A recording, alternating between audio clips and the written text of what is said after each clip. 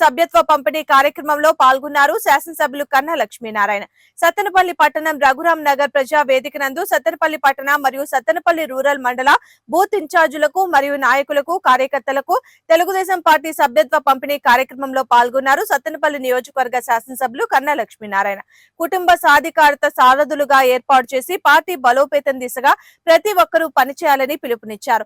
ప్రతి 60 మంది ఓటర్లకు ఒక సారథి ఉంటారని, వారికి ప్రభుత్వ అభివృద్ధి కార్యక్రమాలు తెలియచేయడంతో పాటు పార్టీ బలోపేతానికి కుటుంబ సాధికార సారథులు కృషి చేయాలన్నారు.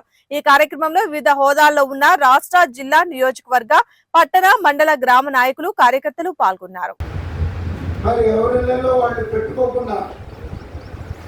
సభ్యత్వమైతే ఎంత బాధ్యతగా చేశారో కార్డ్స్ డిస్ట్రిబ్యూషన్ కూడా అంతే బాధ్యతగా చేయాల్సినటువంటి అవసరం మరి ఎంతైనా ఉంది. మరి దీన్ని దృష్టిలో పెట్టుకొని కార్డ్స్ మరి తీసుకునేటువంటి పద్ధతి అని చెప్పారు. మీరు అక్కడ తీసుకున్నప్పుడు ఒక బాధ్యతగా వాటిని డిస్ట్రిబ్యూట్ చేయాలి.